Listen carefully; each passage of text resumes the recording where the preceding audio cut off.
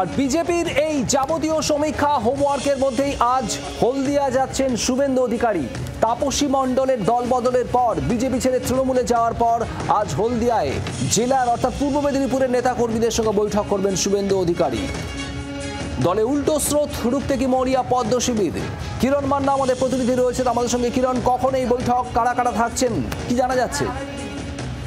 দেখো শুভদীপ, হলদিয়া টাউনশিপে বিবি ঘোষ অডিটোরিয়াম হলে এই কর্মী বৈঠকের আয়োজন করা হয়েছে। এটা অত্যন্ত অভ্যন্তরীণ বৈঠক বলে বলা হচ্ছে জেলা বিজেপি সূত্রে। যেটা বলা হচ্ছে যে দুপুর 2টোর নাগাদ এই বৈঠক শুরু হবে, কর্মী বৈঠক শুরু হবে। সেখানে শুভেন্দু অধিকারী এসে পৌঁছাবেন।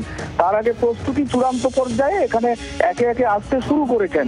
যেটা আমরা জানতে পারছি, হলদিয়ার বিধায়ক তাপসী মণ্ডল বিজেপি থেকে তৃণমূল কংগ্রেসে যোগদানের পর এই বৈঠক তড়িঘড়ি ডাকা হয়েছে, এমনটা আমরা সূত্রে জানতে পারছি। সেখানে যেমন ভোট নিয়ে কথা আলোচনা হবে, তেমনি করে তাপসী মণ্ডলের সঙ্গে যারা ছিলেন বিজেপিতে আছেন তাদের সঙ্গেও কথা বলা হবে। মণ্ডল সভাপতি থেকে শুরু করে প্রত্যেককে এই হলদিয়া জোন বিশেষ করে এখানে তাদেরকে ডাকা হয়েছে, তাদের কর্মীদের ডাকা হয়েছে। এখানে তার আলোচনা হবে এবং বিজেপির তরফে সবকিছু এখানে অভ্যন্তরীণ বৈঠক হবে, আমরা জানতে পারছি। নজর রাখো কিরণ। এবং এই তাপসী মণ্ডলের পর আরো নেতাকর্মী তারাও কি দল ছাড়তে পারেন এমন একটা আশঙ্কা রয়েছে। যদিও তাপসী মণ্ডলের দল বদলের পর খুব একটা আমল দিতে চাননি বিরোধী দলনেতা শুভেন্দু অধিকারী। ঠিক কি বলেছিলেন তিনি, শোনাবো আপনাদের।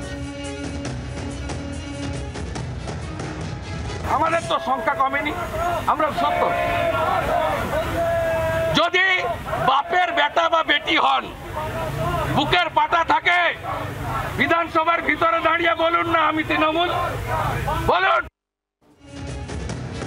আর এখানে আপনাদের শোনাবো তৃণমূলে যোগ দেওয়ার পর তাপসী মণ্ডল, হলদিয়ার বিধায়ক তাপসী মণ্ডল ঠিক কি বলেছিলেন, শুনুন। বিভাজনের রাজনীতি আমার পক্ষে মেনে নেওয়া কঠিন থেকে কঠিনতর হচ্ছিল। উন্নয়নের পক্ষে দাঁড়িয়ে এবং তাদের জন্য কিছু কাজ করতে যাতে আমি পারি, তার জন্যই আজকে মাননীয় মুখ্যমন্ত্রী মমতা ব্যানার্জির সঙ্গে আমি যুক্ত হলাম। সামগ্রিকভাবে এই বিভাজনের রাজনীতি বন্ধ করে প্রগতিশীল রাজনৈতিক প্রেক্ষাপট প্রতিস্থাপনের জন্য সচেষ্ট হব। দল বদলের উল্টো স্রোতের চিন্তা কি বাড়ছে বিজেপিতে? আপনাদের এখানে শোনাবো তৃণমূল নেতা কুণাল ঘোষ ঠিক কি বলেছিলেন।